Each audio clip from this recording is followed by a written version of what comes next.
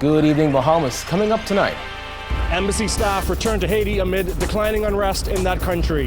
One civic organization weighs in on the recent controversy surrounding those corruption cases.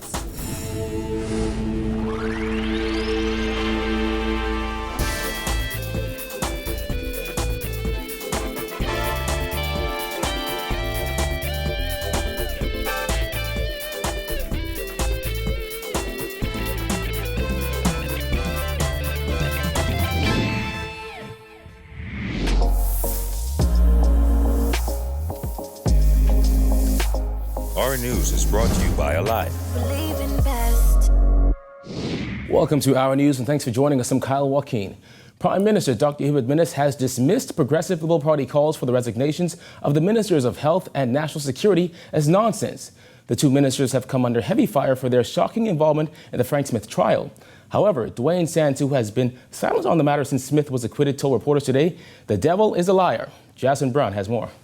Both the Prime Minister and Dr. Sands were asked about the PLP's growing calls for Sands and National Security Minister Marvin Dames to be relieved of their posts. However, both the PM and Sands say the PLP is playing political games, and Sands says he isn't into games. In terms of a call for my resignation, the devil is a liar. The PM was also blunt as he insisted the opposition is into nonsense when it comes to calling for his cabinet ministers' resignations. But some things they say do not have sense. Their comments came the same day Progressive Liberal Party Chairman Fred Mitchell issued a statement insisting the F&M continues to allow the administration of justice to be made a mockery. Mitchell said the party will return when the point has been sufficiently made and it is judged to be in the better interests of the Bahamian people. Opposition leader Philip Davis has accused the government of abusing its power and also noted that not only could he support his claims, he could also prove why two cabinet ministers who testified in the recently concluded corruption trial of former PLP Senator Frank Smith should resign. In her ruling in that matter, Chief Magistrate Joanne Ferguson Pratt was critical of the conduct of National Security Minister Marvin Dames and the Health Minister in relation to the case. The PM had this response to the PLP's persistent criticism. PLP can ask for anything. That's their job. They're opposition. They had to pose everything with sense. The Prime Minister insisted he would address the matter fully during a special F&M rally scheduled for this Friday at the party's headquarters in Freeport. Sands said he believes the PLP is only trying to score cheap political points. The Progressive Liberal Party is looking to restore credibility in their own reason to exist. They are finding themselves flat-footed in terms of their reception by the public of the Bahamas, and they're trying to repurpose their party. They have been rejected by the people of the Bahamas, and I suspect that unless they look critically at their fundamental flaws, they will continue to be rejected by the people of the Bahamas. Reporting from Grand Bahama for Our News, I'm Jasmine Brown. All right, thanks, Jasmine. A U.S. Coast Guard search continues tonight for an aircraft in the area of Inagua. According to police, the U.S. Coast Guard received a mayday call this morning from the pilot who reported the loss of an engine and said the aircraft was losing altitude. There has been no word on the type of aircraft or how many people may have been on board. No update could be given by the Royal Bahamas Police Force nor Defense Force up to airtime. Repatriation exercises to Haiti may resume on Friday, according to Prime Minister Dr. Hubert MINNIS. This as Foreign Affairs officials confirmed to reporters that the Bahamas Embassy in Haiti's capital has resumed operations. Jared Higgs reports. The ambassador and his team returned to Haiti this morning on Bahamas Air, and so we anticipate the embassy will be open in short order so we can begin repatriations and doing our regular consular and service business. The Foreign Affairs Minister's comments come several days after the Office of the Prime Minister issued a press release announcing a decision to halt repatriations. Violent protests have raged in Haiti since February 7th, with protesters calling for the resignation of President Jovenel Moïse over corruption allegations and skyrocketing inflation. Hours after that announcement on Saturday, authorities intercepted a Haitian sloop with 64 migrants on board west of Compass Key in the Exuma chain, bringing the number of migrants in the detention center to nearly 180. We remain concerned about the capacity of the detention center, and so, of course, we're going to resume repatriations as soon as possible, hopefully this week.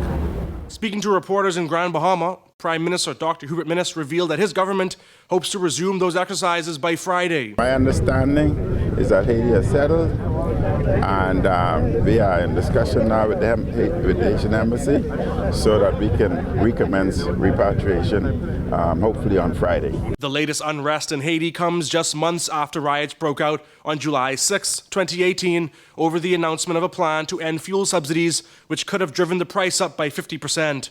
HENFIELD says the return of staff to Haiti this time around is due largely to a normalizing of the situation on the ground there. Things are kind of quieting down.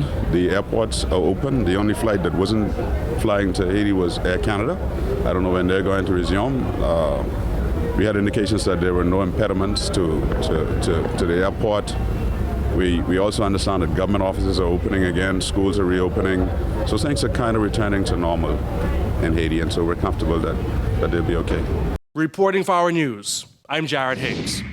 Well, the 4 opposition members of parliament were noticeably absent from the House of Assembly today as their boycott continues. Well, this didn't sit well with Works Minister Desmond Bannister and Tall Pines MP Don Saunders, who called their absence a disgrace. With more on this, here's Giorgio Bain. As the opposition's boycott of Parliament entered its second week, Free National Movement members of Parliament put the 4 absent PLP MPs on blast today. Opposition members stormed out of Parliament last week after persons described as PLP supporters were flown to Nassau from Freeport and charged in the magistrate's court. The PLP has accused the MINNIS administration of abusing its power, insisting this was evident in the Frank Smith trial. Well, today in Parliament, Works Minister Desmond Bannister fired back. They have a high constitutional duty to be here and to debate issues that come before this Parliament.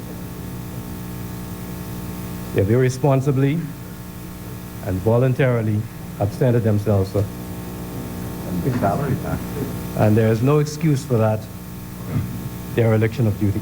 Bannister asserted that PLP leaders have a short-term memory, adding that the Bahamian people will show them the effects of their absence when the time comes. Members of the opposite side are short in memory. Their comments when they were in governance, and the now Prime Minister was suspended from this place. And members of this side took certain actions as a result of what they thought was an unfair suspension, led them to make certain comments that they ought now to look back at very seriously and consider. Their duty, Speaker, is to be here. And I'm disappointed. And the Bahamian people, as a result, Mr. Speaker, will disappoint them when the time comes. Tall Pines MP Don Saunders also took a jab at the 4 missing opposition members, calling their decision to boycott a disgrace and a crying shame. Mr. Speaker, the members of Parliament for Angliston, Mr. Speaker, who always stand in this House to say that she is here to represent the people of Angliston, and the people of Angliston voice need to be heard. Where is the people of Angliston voice today? It's a crying shame, Mr. Speaker. And Mr. Speaker, I'm going to end on this point with this regard. If they want you to come to their town hall meetings, then tell them come to work every Wednesday, Mr. Speaker. Don't come to their meetings if they cannot come to this honorable House to represent you. Despite this criticism from F&M members, the PLP chairman insisted today that until the opposition team returns to Parliament, they will continue to meet the people in the streets and the People's Parliament around the nation. Reporting for Our News, I'm Giorgio Bain. An emotional scene for one family last night after they reportedly found a relative dead in his bed with an apparent gunshot wound to the upper body. The discovery was made just after 10 p.m. in an apartment in Kennedy subdivision.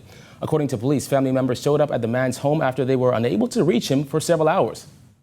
The officers responded, and upon arrival, they went to a 2-story apartment building. Once on the inside, they found the body of a lifeless male lying on a bed. Also near to that body, the officers also discovered a firearm. Visibly distraught relatives were on scene as the body was removed from the second floor of the apartment complex. Police are treating the matter as an apparent suicide. An autopsy will be performed to determine the exact cause of death. We are currently appealing to all persons who may have been in this area and can provide any information that can assist in this investigation to contact Crime Tipsters line at 328-8477, also at 919 numbers, and also at the Central Detective Unit at 502-9991. Amid reports that there have been more than 6 bids for the purchase of the Grand LUCAYAN Hotel, the Prime Minister says he has no regrets over his administration's controversial decision to purchase the shuttered hotel. Whatever is necessary to save the economy of Grand Bahama, as government, that's our responsibility. And many people may have criticized us for that, but if we had to do it again, we'd do it again, because we thought it was essential for Grand Bahama to continue afloat and with time for that vessel to take off. On Monday, Chairman of LUCAYAN Renewal Holdings Limited, Michael Scott, told Guardian Business that when the submission period ended last Thursday, proposals to purchase the Grand LUCAYAN Resort were in excess of 60 bids. Interested buyers had until February 15th to submit their proposals. The government purchased the resort last year for $65 million. It hopes to have the property sold by this summer. That has always been my view. Government should not be in the hotel business. However, that was essential to save the economy of Grand Bahama. The Ministry of Health advising of an ongoing investigation into a suspected case of measles in a 4-year-old child. According to a statement sent out this afternoon, the ministry said it was notified after the child was taken to a private healthcare facility in New Providence with fever, red eyes, and rash. The child's parents reportedly gave a recent history of travel from Europe and a vaccination history for the child, which did not include the measles, mumps, and rubella immunization. According to the Ministry of Health, the child is receiving care and is doing well and is expected to make a full recovery. Results from tests taken are expected to be available within the next few days. Still to come on our news, the Oban saga remains unresolved 1 year later. Plus, ORG renews calls for an integrity commission bill. Stay tuned.